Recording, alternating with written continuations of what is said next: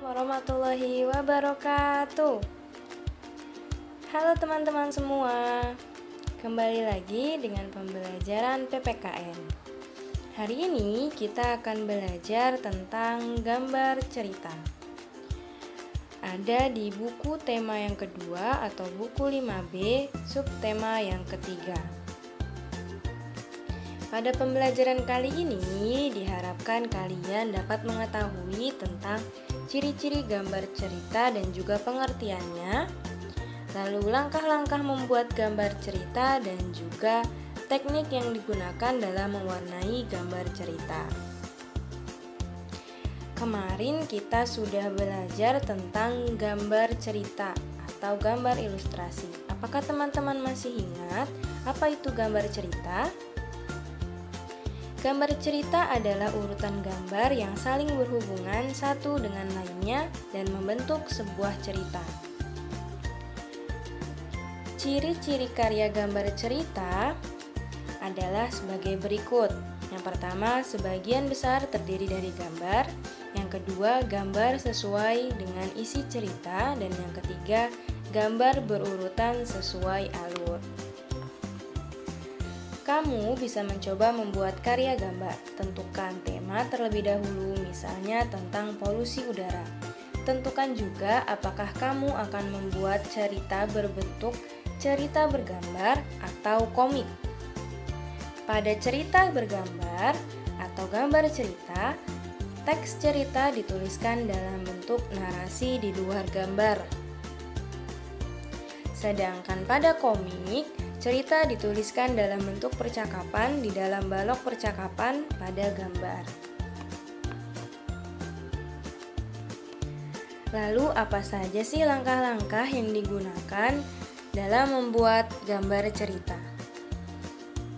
Yang pertama adalah tentukan tema terlebih dahulu. Sebelum membuat gambar, pikirkanlah tema cerita yang akan kamu buat untuk memberi bayangan gambar apa yang akan dibuat. Lalu tuliskan cerita yang akan kamu gambar. Jika kamu akan membuat karya gambar berupa komik, tuliskan cerita berbentuk percakapan. Yang kedua adalah menyiapkan alat dan gambar. Membuat karya gambar dapat dilakukan dengan teknik kering dan teknik basah. Perhatikan perbedaan teknik kering dan teknik basah berikut ini. Nah, jika teknik kering itu tidak memerlukan pengecer air atau minyak. Yang kedua, ilustrasi dibuat langsung pada bidang gambar dengan membuat sketsa terlebih dahulu.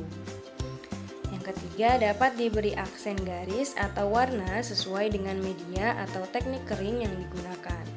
Contoh teknik kering yaitu ada pensil warna, krayon, arang, kapur, dan lainnya. Sedangkan teknik basah, ciri-cirinya yaitu memerlukan air atau minyak sebagai pengencer. Yang kedua, ilustrasi dibuat pada bidang gambar berupa kertas yang tebal atau kanvas. Dan yang terakhir, dapat diberi warna sesuai media atau teknik basah yang dipilih.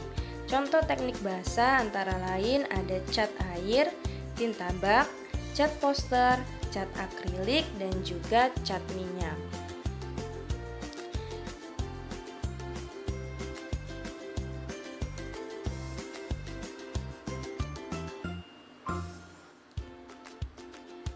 Lalu langkah yang ketiga adalah membuat sketsa gambar. Pembuatan sketsa gambar memiliki peranan sangat penting. Jika sketsa dibuat tidak maksimal, maka gambar yang dihasilkan juga kurang baik. Gunakan pensil untuk menggambar sketsa. Sebaiknya gores gambar tipis dan ringan agar lebih mudah dihapus dan dibetulkan. Kamu juga dapat mencontoh objek sebenarnya sebagai acuan. Dan langkah yang keempat yaitu menyempurnakan dan mewarnai gambar. Karya gambar dapat diwarnai sesuai selera pembuatnya atau tidak. Sebelum mewarnai gambar, sempurnakanlah gambar terlebih dahulu. Tebalkan tepi gambar dan hapus garis-garis yang tidak diperlukan. lalu warnai gambar dengan salah satu teknik tadi.